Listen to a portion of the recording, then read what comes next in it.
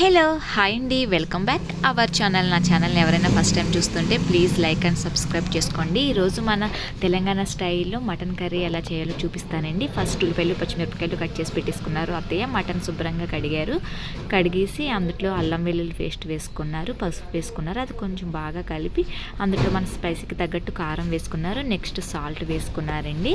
అందులో కొంచెం ఆయిల్ కూడా వేసుకున్నారు, కలిపి పక్కన పెట్టుకున్నారు. నెక్స్ట్ స్టవ్ మీద ఒక గిన్నె పెట్టి అందులో ఆయిల్ వేశారు. ఆయిల్ హీట్ అయిన తర్వాత మనం కట్ చేసి పెట్టుకున్న ఉల్లిపాయలు పచ్చిమిరపకాయలు వేసుకున్నారు. అది కొంచెం బాగా ఫ్రై అవ్వాలండి. ఫ్రై అయిన తర్వాత అందులో కొంచెం అల్లం వెల్లుల్లి పేస్ట్ వేసుకున్నారు. ఆల్రెడీ మటన్లో కలిపి పెట్టారు కదండి, ఇందులో కొంచెమే వేసుకున్నారు. కొంచెం పసుపు కూడా వేసుకున్నారు.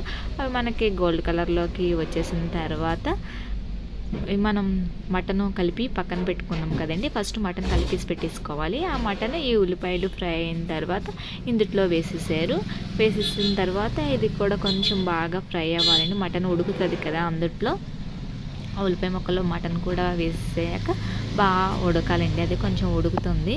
ఉడికాక నెక్స్ట్ వచ్చేసి హాట్ వాటర్ పెట్టుకున్నారండి. మటన్లో పోయడానికి వాటర్ పెట్టుకున్నారు. అవి కొంచెం మరిగిన తర్వాత ఈ హాట్ వాటర్ అయితే మటన్ ఉడికిన తర్వాత అందులో పోసారండి. ఇప్పుడు మటన్ కర్రీ అయితే ఉడుకుతుంది. ఇందులో నేను మసాలా ప్రిపేర్ చేస్తున్నానండి. ధనియాలు, లవంగాలు, ఇలాచి, దాల్చిన చెక్క, జీలకర్ర వేసానండి. వేసి మసాలా పొడి చేసి అంతలో మటన్ అయితే రెడీ అయిపోయింది మనకి. ఆ మటన్లోనేమో ఈ మసాలా పొడి వేసానండి.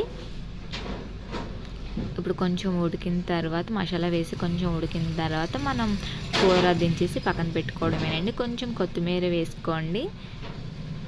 ఒకసారి మీరు కూడా ఇలా ట్రై చేసి చూడండి, చాలా బాగుంటుంది. ఇది మనకి తెలంగాణ స్టైల్లో అత్తయ్య చేసిన మటన్ కర్రీ అండి. Please like and subscribe my channel.